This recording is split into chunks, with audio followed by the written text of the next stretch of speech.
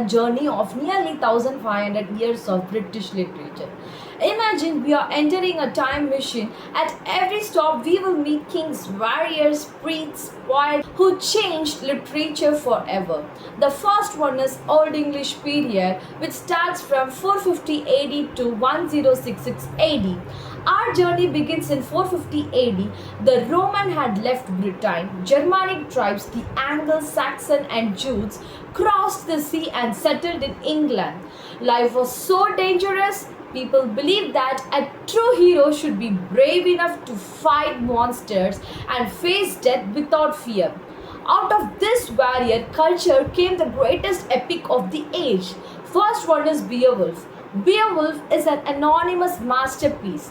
Beowulf fights Grendel, Grendel's mother, and finally a dragon. It teaches us courage, loyalty, and heroism. But something important happened. In the year 597 AD, a Christian missionary named St. Augustine arrived in England. Christianity began spreading throughout the land. As Christianity spread, literature slowly changed from purely heroic stories to religious writing. We see Caedmon. So we know that Caedmon hymn is there, and the next one is Woolf. And he has written Christ, Ellie, and like this, literature now mixed Christian faith with Germanic heroism. Then came disaster. 1793 AD, the Vikings attacked Lindisfarne Monastery. England faced a century of Viking invasion. Finally came that ended Old English literature forever. That is the 106's Battle of Hastings. William the Conqueror defeated King Harold. The Normans conquered England. French became the language of the court. Old English was pushed aside and a new age began. Now let us move into Middle English period. Imagine England after 1066. The king spoke French, the common people spoke English. Latin was used in churches. Three languages existed together. English slowly absorbed thousands of French words. A new English language was born. In this way, one major event changed everything. That is, in 1348, the Black Death. A terrible plague killed nearly 1/3 of England's population. Society changed forever. People began questioning the authorities, religion, social, and hierarchies. During this age, we meet the father of English poetry. You all know who is father of English poetry. It is none other than Geoffrey Chaucer. His masterpiece, The Canterbury Tales. A group of pilgrims travel to Canterbury and tell stories. Through these stories, Chaucer presents knight, merchant, priest, common people, and for the first time, ordinary people became literary characters, and he was the one who introduced that. Another important work is by Piers Plowman by William Langland. So William Langland wrote Piers the Plowman. It criticized the corruption in society and the church. We also find Sir Gawain and the Green Knight. So the story is like a story of honor, temptation, and chivalry. By 1500, England was changing rapidly. A new spirit called the Renaissance was arriving. Renaissance, Elizabeth period, which starts from 1500 to 1660. The word Renaissance means rebirth. Europe rediscovered Greek and Roman learning. Human being became the center of attention. People started asking, what can humans achieve? So then came a major event, that is in 1476 William Caxton introduced the printing press into England. Books became cheaper, knowledge spread rapidly. In 1558 to 1603, the reign of Queen Elizabeth I, England became powerful and confident. Literature exploded, and then came the greatest writer in English literature, the William Shakespeare.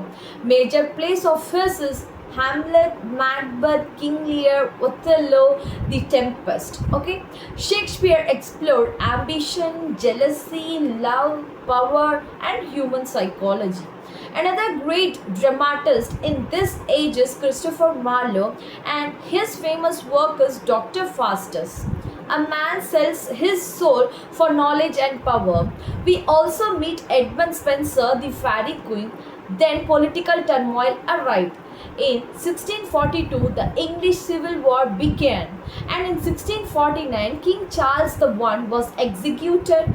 The Renaissance spirit faded, a new age emerged. Now we are going to see the Neoclassical age from 1660 to 1798. The monarchy was restored, the period valued reason, order, balance. The age is often called the age of reason. So major writers in this age is John Dryden. He wrote Absalom and Achitophel. Then Alexander Pope, he wrote The Rape of the Lock. Jonathan Swift, he wrote Gulliver's Travel. Swift used satire to criticize society and politics. In 1665, the Great Plague of London happened.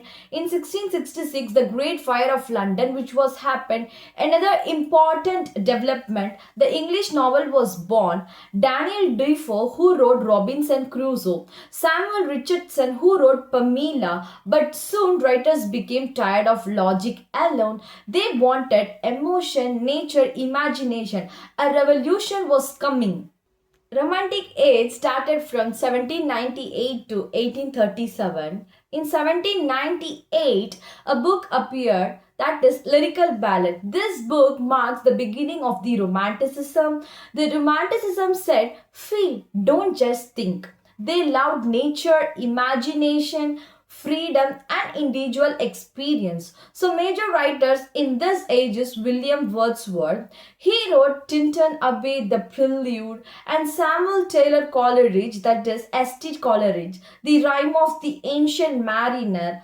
The next one is Lord Byron, who wrote Don Juan. Next one is P.B. Shelley, that is Percy Bussy Shelley, Ode to the West Wind. John Keats wrote Ode to a Nightingale.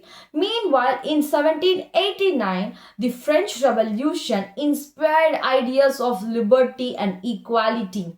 So the Romantic poets celebrated freedom and challenged old tradition. But factories soon changed Britain, machines changed life, another age arrived. Age starts from 1837 to 1901. So in 1837, Queen Victoria became queen. Britain became the world's largest empire. Railways, factories, science and industries transformed society. Then came a shocking event in 1859. Charles Darwin published On the Origin of Species. People began questioning traditional religious belief. Victorian writers explored poverty, social injustice, and morality. So let us deep dive into the major novelists of this age. The first one is Charles Dickens. So the first one is Oliver Twist and the Great Expectation. Thomas Hardy, who wrote Tess of the D'Urbervilles. Charlotte Bronte, who wrote Jane Eyre. Emily Bronte, who wrote Wuthering Heights. Victorian literature asks, can morality survive industrial society? So the answer was uncertain. Then the world entered the war. The modern age starts from 1901 to 1945.